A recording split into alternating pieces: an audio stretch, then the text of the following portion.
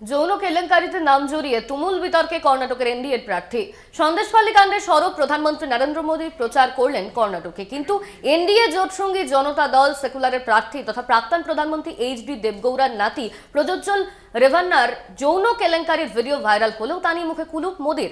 কংগ্রেসের দাবি অভিযুক্তকে বিদেশে পালাতে সহায়তা করেছে কেন্দ্রের শাসক দল। প্রাক্তন প্রধানমন্ত্রী তথা জনতা দল সেকুলার সুপ্রিমো এইচডি দেবেগৌড়ার নাতি বর্তমানে কর্ণাটকের হাসান কেন্দ্রের বিদায়ী সাংসদ প্রজ্জ্বল রেভান্না, তার বিরুদ্ধে যৌন কেলেঙ্কারির গুরুতর অভিযোগে তদন্ত শুরু করেছে রাজ্য পুলিশের বিশেষ তদন্ত দল বা সিট। গত ২৬শে এপ্রিল হাসান কেন্দ্রে ভোট গ্রহণের পর শনিবার জেডিএস প্রার্থী প্রজ্জ্বল জার্মানিতে চম্পট দিয়েছেন বলে দাবি কর্ণাটক কংগ্রেসের। প্রথম দফার ভোটে প্রাক্কালে বেশ কিছু অশ্লীল ভিডিও প্রকাশ্যে চলে আসে। সেই সব ভিডিওর কেন্দ্রে হাসান আসনে বিজেপির সহযোগী জেডিএসের প্রার্থী প্রজ্জ্বলকে দেখা যায়।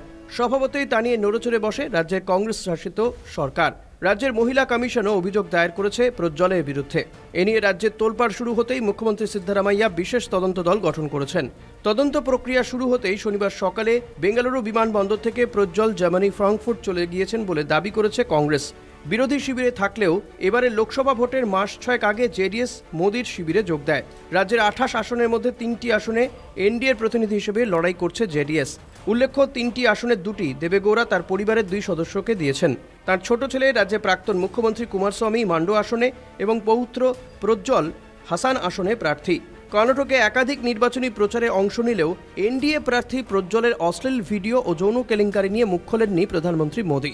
বিরোধীদের দাবি, নারী নিগ্রহের বিষয়ে তিনি নির্বাচনী প্রচারে বাংলার সন্দেশখালী প্রসঙ্গ তুলে ধরলেও শরিক নেতার যৌন কেলেঙ্কারি নিয়ে একটি শব্দও খরচ করেননি। উল্টে তদন্তের মধ্যে প্রজ্জ্বলের দেশত্যাগের নেপথ্যে কেন্দ্রে সরকারের ভূমিকা রয়েছে বলে মনে করছে কংগ্রেস। কলকাতা টিভি।